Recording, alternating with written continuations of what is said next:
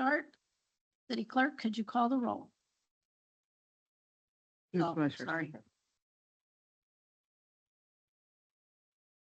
Pledge allegiance to the flag of the United States of America and to the republic for which it stands, one nation, under God, indivisible, with liberty and justice for all.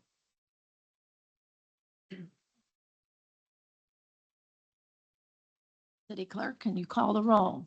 Mayor Whitman is absent. Alderman Detweiler. Here. Alderman Gettemeyer. Here. Alderman Johnson. Here. Alderman Nay. Here. Alderman Waters. Here. Alderman Wilson. Go USA. Forum is present. Okay.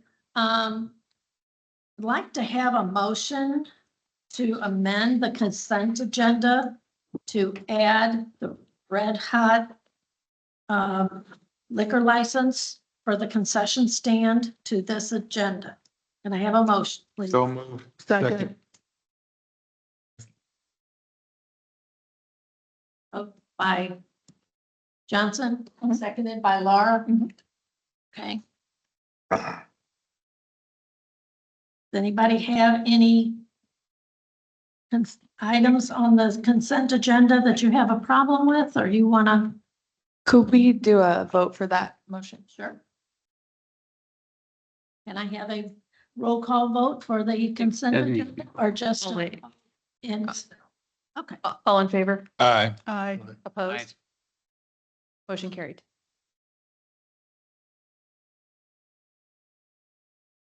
the amended, yes, right. Okay. The amendment passes. Anybody have any other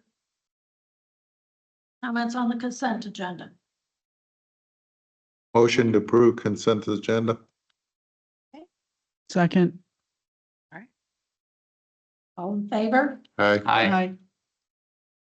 Not in favor? No. Okay, consent agenda passed. Is there anybody for public comment? No, there's no. Sure don't want to public say anything now. Tom, here's your There's your opportunity chance. for it. hearing, Not a public hearing. So new business. Can you read, the attorney, can you read the bill 2632 for the first time?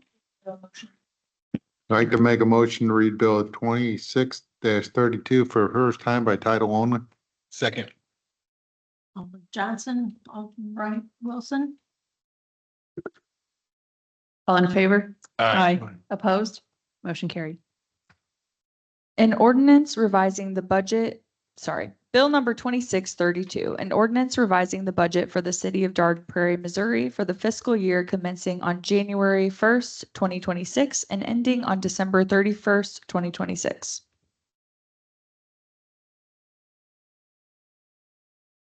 All right, folks, in your packet, you have a staff report that gives you the highlights. We also have a short slideshow presentation that we'll go through. You also have the detailed budget Excel worksheet that'll highlight all the changes. Really, what we're doing here is trying to account for a lot of expenses that carried over from last fiscal year, as well as documenting some revenues that were also carried over or just unplanned. We can go through the slides as quickly or as slowly as desired. I guess, Rose, just kind of keep up as we're talking here, and if we need to stop, we'll stop. But for the general fund, we are anticipating an increase of revenues of $248,000. Those are primarily related to some of our development agreements and the revenues received as part of those development agreements. Capital Improvement Fund, decreasing revenues by $12,000. There's some grant and cost share revenue that will not be realized this fiscal year. Next slide. Parks Fund, we're anticipating a $25,000 in increase, which will be for accrued interest. Special Revenue Fund, an increase of $658,000. Again, this was a carryover revenue that was received that was expected in 2025. Next slide. Transportation Fund, anticipating $145,000. There's some additional interest earnings there, as well as, again, some revenues that were received that were anticipated in fiscal 25. Next slide. Building, Parks and Stormwater, At this point, we've executed our contract for City Hall cleaning services, so we can amend that expense and adjust it by $6,000 to conform to that contract. We're also making repairs to the walk-in cooler. The repairs to that unit are $8,970. We're also seeing a reduction in the contracted services for conservation maintenance at Barrett Haven and Bluebird to reflect the actual contract costs that was executed. Next slide is building department, minor increase in expenses there to account for some vehicle repairs. Next slide. Recreation department, slowly or slightly reducing the anticipated expenses for the 4th of July event. Now that we have everything booked and in order, we can bring those budgeted expenses down just a little bit to match our actual expenditures. Increase in insurance to cover special event insurance this year that was not initially planned for in the budget. And then we're also adding some line items for the costs associated with Taste of County event and the annual shredding event. Municipal court, minor increase in expenditures there just to account for some unplanned warrant enforcement expenses in the beginning of the year, as well as some costs related to the hiring of the new court clerk. City operations, we don't have an election this fall, so we are reducing that election cost that was budgeted. And again, as we talked about with the revenues, as part of our development agreements, we also have some offsetting expenditures. We are a pass-through for some of the pilot payments, the payment in lieu of taxes. We collect those revenues and then we disperse those to the St. Charles County Ambulance District and the Wentzville Fire Protection District. Next slide. Elected officials technology expenditure. We've completed that project and can reduce that budget slightly. Personnel, we broke out our loggers expenditure for employee contributions just to accurately track that expense. Street maintenance, we're increasing the proposed budget amount for snow plowing by $100,000, and then we're also reducing concrete slab replacement by about $100,000. So that's basically offsetting in that fund, but we're just trying to add a little bit more money to snow plowing, knowing that we're not going to spend that full $1 million of concrete slab replacement this fiscal year for the no concrete slab, but maybe next fiscal year, correct? We're not going to spend the full $1 million. We're still going to spend a substantial amount. We're just moving $100,000 from that $1 million budgeted over to snow plowing. Thank you. Yep. Sorry. Capital projects, post road improvements. We've had some slight design scope changing this fiscal year, as well as we're ready to start pursuing right-of-way acquisitions. So some increase of expenditures there to account for that. We had a carryover expenditure on the town square overlay project from 2025, so accounting for that. We're reducing some expenditures for Henning Road trail replacement as construction is not anticipated to start this fiscal year, so rolling that into next year's budget. Electronic sign, that was something that was contracted for in 25, and that expenditure ended up hitting in 26, so accounting for that. And then stormwater master plan. I think there's about 200,000 budgeted for that. We have not put that out for qualifications requests yet, so we're going to reduce that by 20,000 and move that over to acquire a piece of equipment, a sewer inspection camera for public works, so that we can inspect our stormwater pipes with that camera system. Can I ask a question regarding the sewer expense, sewer camera expense? Do we do camera inspections that warrant this type of expenditure? So we were actually just out on site today for one where we desperately wanted a camera. Yeah. So we don't, but we need to. Yeah. You need to, okay. The only reason why I was asking is because there are services that can be hired on a per transaction need, so a daily basis as opposed to a layout, but if we have enough activity, that's, Well, I'm sure Matt probably would have loved to have one over the last month of doing infrastructure inspections as well. okay. Capital projects, increasing some trail replacement costs. Again, this was something that was initiated in 25, but carried over into project completion in 26. So just making that adjustment to the budget for actual expenditures. Barrett Haven Field, phase 1. We're proposing to reduce that by 200,000 for the current fiscal. As of right now, we haven't put anything out for bidder qualifications. I'm kind of working on all of those Barrett Haven related projects to try and package those together for a request for qualifications and get that pushed out for some initial design work. And then Public Works has nixed the proposed vehicle that they wanted to acquire this year, so they're asking to reduce that expenditure by $32,000. You have a summary of your fund balances. And then in the staff report, you also have just a quick highlight. So reducing the budget deficit by about $1 million with these amendments. A lot of that was just increase in revenues due to interest that was not initially anticipated, but also some reduction in some larger projects as well that are expected to roll into the next fiscal year at this point. So that's what we have for the first reading. We do expect to have probably a few more changes before we get to the next reading. We just had the cameras out for bid, and that bid closed yesterday and was opened. So Rose is in the process of evaluating those bids. So hopefully we can bring forward a proposal for cameras here at City Hall and potentially Bluebird and Barrett Haven Parks. Are our lawnmowers okay? So we replaced a motor on a lawnmower this year, but yes. Okay, thank you very much. I'd like to propose to this board that we reduce the Barrett Haven new park money and use that to fund the repairs that we have to our park existing here that's a hazard. That is one of the biggest complaints you hear when you come here is why the kids can't play in a park we got right here. And instead of spending money for a new park, where I think we need to fix what we have already here. Do we have any cost analysis to what? Yeah, so I can speak to that if you'd like. So the next steps for the park out here, I've been talking to some design professionals over the last couple of weeks to start evaluating the play surface for replacement. We do have in the budget, as it was proposed originally, several $100,000s for new equipment, and there's also some money in there for actual anticipated expense associated with the play surface.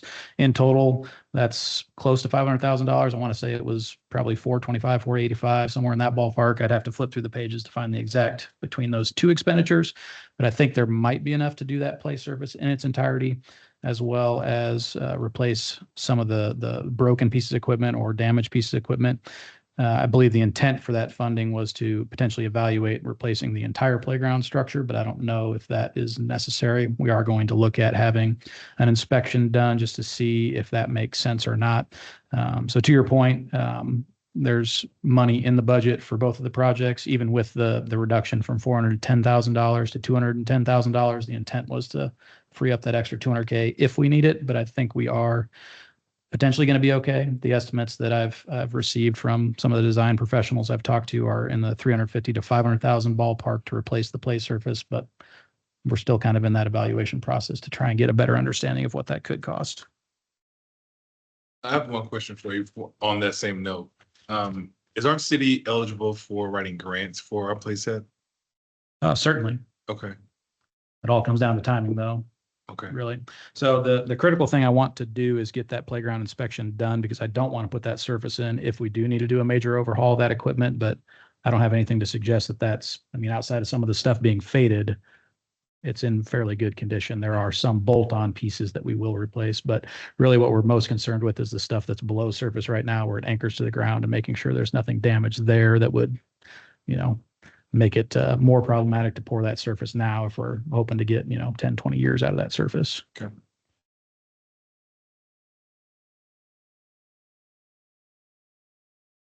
Any other questions?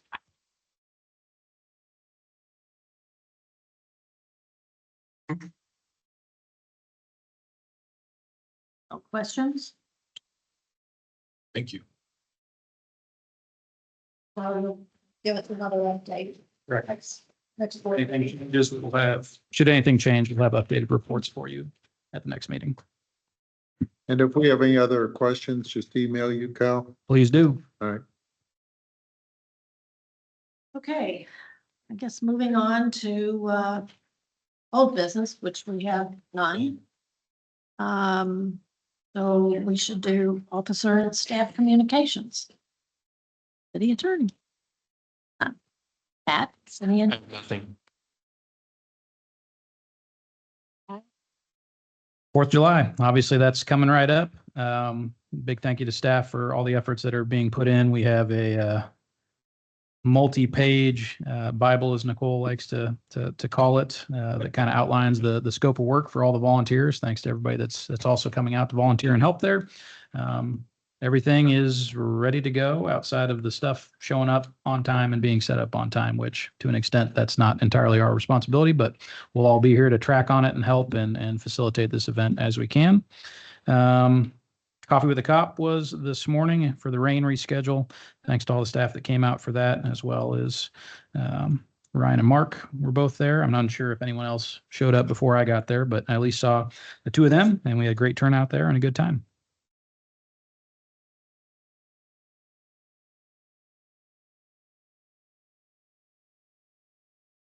I just wanted to reiterate what Kyle said with the Coffee with the Cop. If you're able to make it out, it's great to talk to our residents that come out there and they're happy to see us also.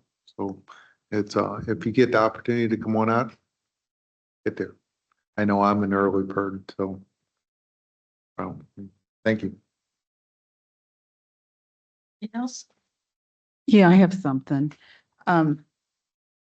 Just wanted to comment that residents seem confused and unaware of our current ordinance that addresses e-bikes, mini bikes, scooters. I've had a couple of close encounters with a scooter, and so has Joel in the front of our subdivision, because they come racing down the sidewalks on Stump Road and don't seem to be aware that the entrance to a subdivision is there, and they act like they're in a Tahoe and they're on a scooter. So really worried that something really bad's going to happen, and trying to get the word out. I mean, my subdivision's HOA meeting is in July, in a couple weeks at City Hall. I put through a request. Officer Birdsong is going to be here to talk about things, and he asked me what I wanted to talk about, and I'm like, safety, and would specifically like to talk about the scooters, the e-bikes, the mini bikes, and just trying to get the word out to residents, because anytime I talk, when they complain to me about them, I'm like, we know there's an ordinance, because they're aware of O'Fallon's ordinance, interestingly enough, but they're not aware of our ordinance that we passed last year. So again, I've already communicated with Kyle and some of the aldermen and Keith about trying to get a similar kind of e-bike scooters for dummies kind of chart where you can kind of go through and be like, oh yeah, I can't do that. Because I think that would help residents out a lot.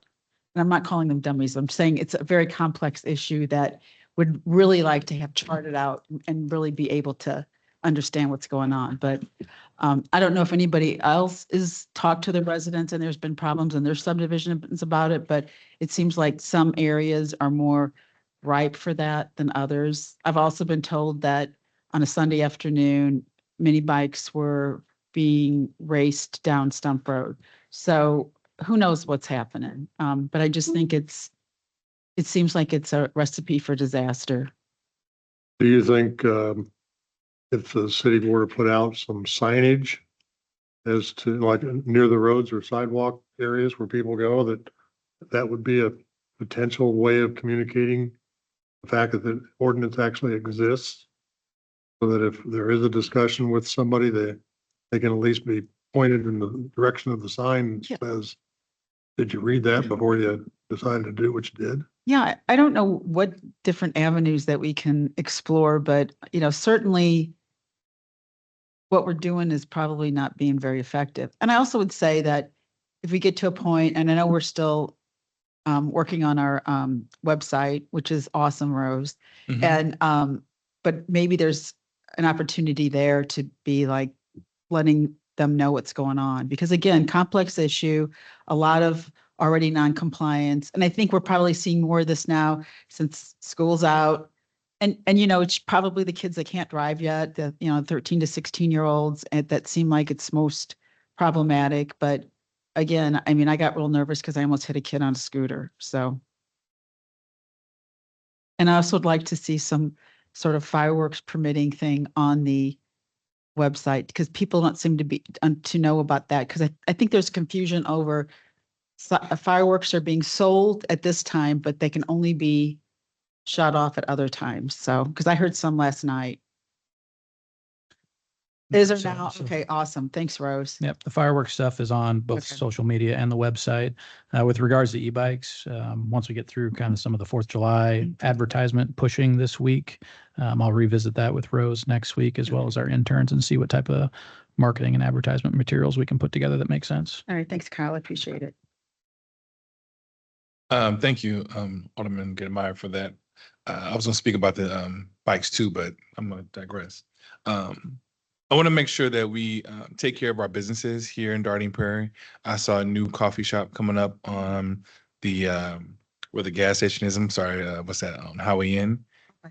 Yep, I thought this. Yeah. Oh, there's another coffee shop going in? hmm Okay. We got to make sure we take care of our people. So let's do our best to attend and go to that coffee shop, have meetings there, do something to make sure that stays open for a while. I will do my best to do that as well too. Another thing I just want to make sure that we know is with the upcoming parade, do you all need us to do something? Should there be an email out? Do you need us in the parade? Like, can you let us know what we need to do so we are on it? I know I did volunteer, but if there's something else I need to do, please let me know. I know that some of us won't be here, which is respectful, but if you are here, I'm gonna be here to support. Just let me know what needs to be done. Okay. So what I'll have Nicole do tomorrow for those that have signed up to volunteer, I'll have her push out where we need you. I think we have a specific assignment for you. Okay. Yeah. That's And I fine. guess on that note, we have yard signs back here. Please take a yard sign and put it in your yard or somewhere in your subdivision No problem. to help advertise that as well. No problem. Thank you. Anybody else? No, I was just gonna say to Rose that it's great website. Yeah, it was worth the wait. So, but I do agree that we need to do something, more for, the e-bikes because to try to tell people we have an ordinance and then have them go and read the ordinance. No offense, but it's not in layman's terms most of the time if you're really going through and looking at this stuff. And what I would like to do with, if we could get something similar to what O'Fallon did was, I'd like to send a copy of that to each of my HOAs in Ward 2 so that they have it and they know what is allowed and what isn't allowed. So I think that would be helpful to send it to all the HOAs, but you know, I would like to send it myself rather than the city sending it out unless nobody else wants to send it, but I just think coming from the alderman is different to the HOA than just a city sent out something, so and that's all I have.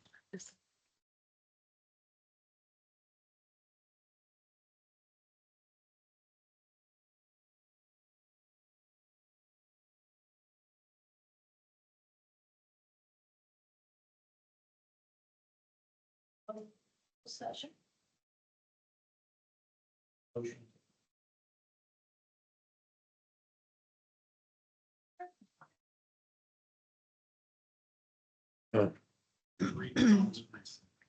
Okay.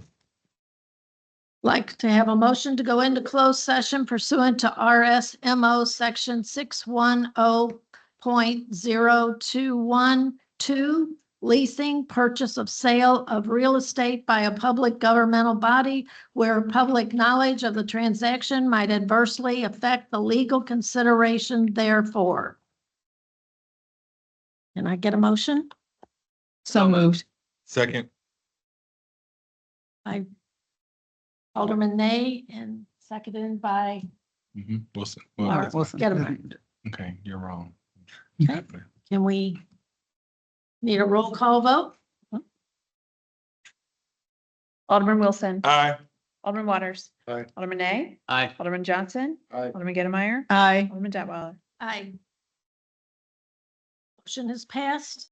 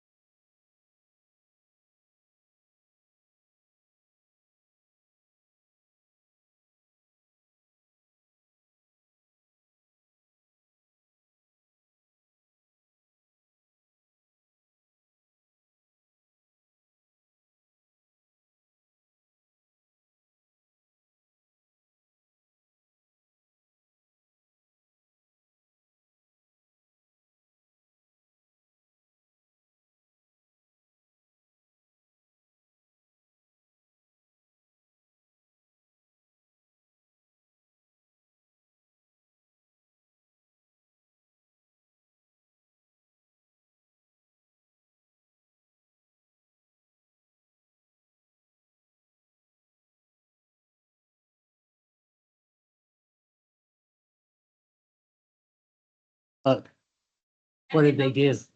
Who seconded? Don't need a budget. Okay, Yeah, yeah, because we already did that. Got it. When we were. Okay. motion to,